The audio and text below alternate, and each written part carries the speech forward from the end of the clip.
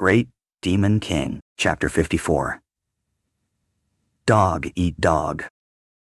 Because of Felix's words, the originally smoothly cooperating warriors and mages who had been defending against the orc wolf riders abruptly sank into panic. In that instant, the well-ordered defense began to crumble as people became distracted from holding their ground, instead frantically contemplating their means of escape. The sudden shift in focus scattered their efforts like leaves in a storm, leaving the once impenetrable formation vulnerable. In the span of a moment, the impregnable defense collapsed. Apart from the warriors in the front, who continued fighting even as they retreated, the mages and archers succumbed to their terror and scattered in all directions. The once disciplined ranks disintegrated into chaos, as if the bonds of unity had been shattered by an unseen force. Amidst the turmoil, Shuo grabbed Fanny's and Lisa's wrists with determined urgency, forcefully hauling the two of them toward the battlesteeds that had been stabled nearby. Behind him, Jean barked orders, directing the other necromancy major students to follow closely, his tone resolute despite the surrounding pandemonium. After several rounds of life-and-death battles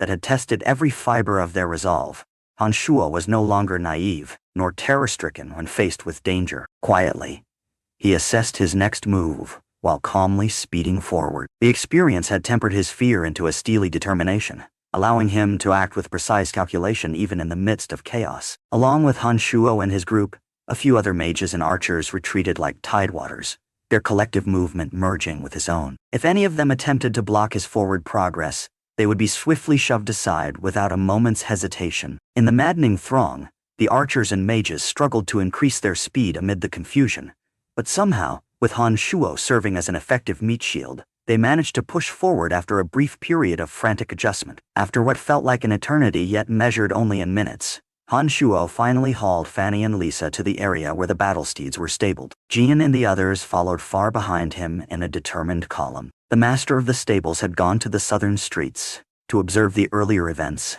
and had left only a servant behind to watch over the horses. Without hesitation, Shuo broke down the door and pulled Fanny and Lisa in the direction of the stables at the back. What are you doing? Just what are you doing? The elderly servant immediately sprang to his feet in panic when he saw Shuo forcefully breaking down the door and rushing toward the stables. He yelled angrily, his voice cracking under the sudden shock. The orc wolf riders have already fought their way here. If you continue to stay, you'll face only death. We're here to pick up the battlesteeds that we've stabled here. If you want to live, then hurry.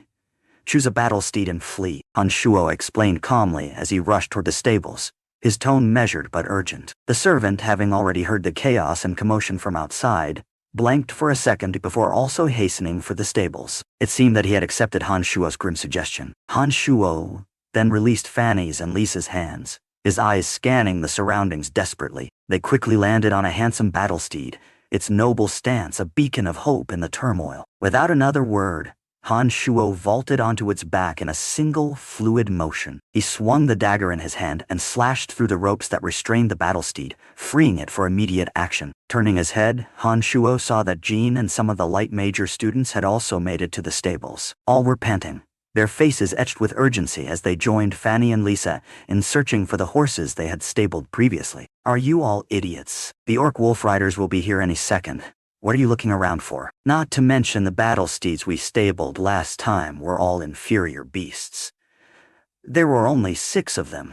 Do you want to die? Shuo's impatient roar cut through the commotion as he could no longer tolerate the indecision among his companions. His voice was sharp and full of derision, a declaration of his unyielding determination. Shuo's violent roar resounded throughout the stables. The necromancy students and teachers who were frantically searching for their battlesteeds were shocked into silence. They froze in that moment. Shuo had called them idiots. The harshness of his words left them with a mix of shock and reluctant realization, their faces freezing in contemplation as they absorbed the impact of his command. Then what do we do? Lisa asked, her voice trembling as she looked at Shuo, the weight of the situation pressing upon her. Choose the best, strongest battlesteeds. We'll each take one. The lives of others have nothing to do with us. If you all want to die, then continue searching for the inferior battlesteeds we had. Shuo's face darkened as he resolutely shouted, his tone laced with both authority and indifference. His words struck a chord, causing another round of impact among the students and teachers who were so accustomed to following the rules without question. For these necromancy students and teachers,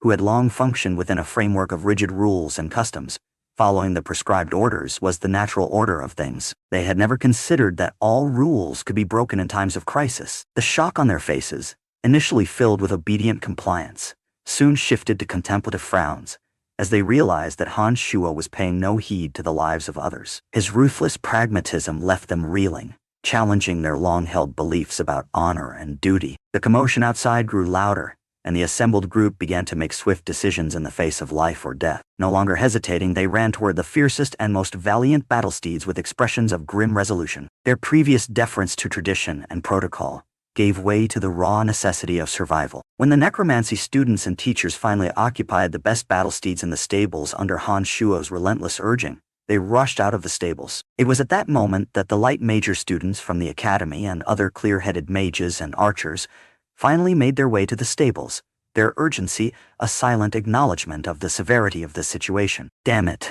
you're riding our Battlesteeds." Irene's sharp eyesight immediately discovered that the handsome Battlesteed upon which Shuo now rode was the very same one she had ridden just days before. She immediately voiced a loud complaint, her tone a mixture of disbelief and indignation. However, at that moment Shuo and his companions were already riding the fiercest Battlesteeds in the stables, rushing out with due haste. They ignored the curses from Irene and the others, leaving behind only silhouettes that receded into the distance as they made their escape. "Brian, where should we go now?" Fanny immediately asked Shuo as soon as they left the stables and reached the chaotic streets, her voice steady but laced with urgency. The warriors had already retreated deeper into the town of Droll, and the orc wolf riders had rushed into the town itself. Whirling their longswords mightily, the defenseless merchants were the first to suffer, as they often lost their heads when the blades descended upon them. The chaos was absolute. Because the wolf riders were mounted on giant wolves, they were in no hurry to immediately pursue the escaping warriors and mages. Instead,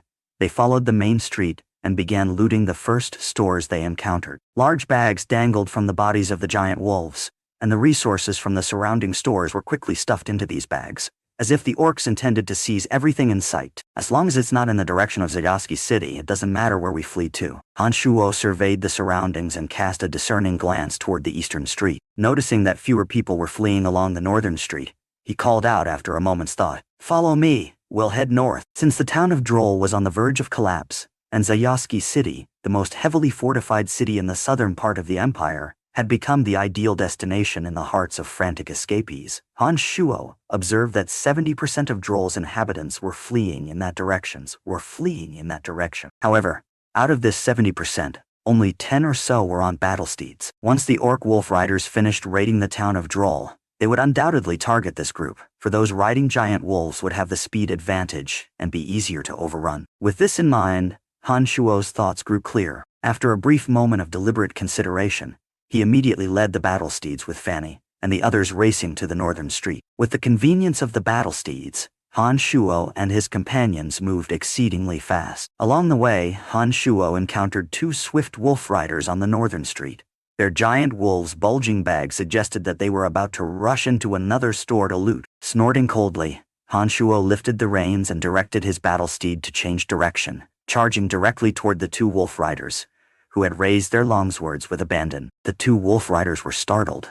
It appeared they hadn't anticipated someone daring to take the offensive. They quickly withdrew the longswords they had intended to use on a shops merchant, and abruptly split up, waving their weapons as they attempted to chop down the quickly approaching Shuo. "Brian, are you crazy? And run!" Lisa, off in the distance, screamed in panic as she saw Shuo's Battlesteed change direction suddenly, charging toward the wolf riders. Her cry drew the attention of the necromancy students and teachers, who involuntarily turned their heads and fixed their eyes on Shuo. Wielding a dagger in his hand as his horse charged, Shuo quietly chanted a magical spell. In response, a bone arrow abruptly materialized in midair, whistling as it flew toward one of the wolf riders. As that wolf rider raised his longsword in defense, the dagger in Shuo's hand rushed toward the other wolf rider. The dagger traced a cold arc of light as it slashed through the air and sank into bone with a soft, decisive sound. It had penetrated the wolf rider's defenses,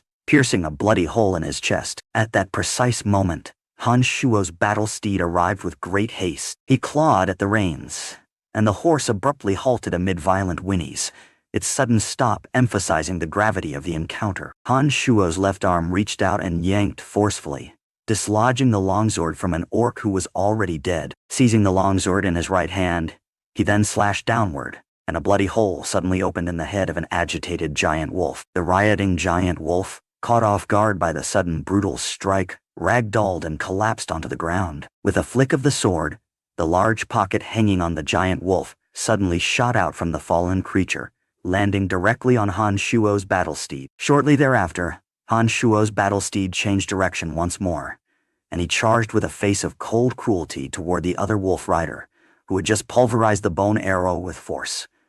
Oh my word, did I see incorrectly? Brian just cast the bone arrow magic. What the hell is going on? Jean pulled tightly on his battlesteed's reins and called out in shock. The other students also bore dumbfounded expressions, their eyes fixed on Han Shuo as if witnessing him for the first time. Damn it, what is Brian doing? Fanny, who knew well that Han Shuo could cast bone arrow magic, was taken aback by his current actions, robbing the wolf riders of their ill-gotten gains after they had looted the stores. The scene was chaotic, yet Han Shuo's demeanor remained unyielding,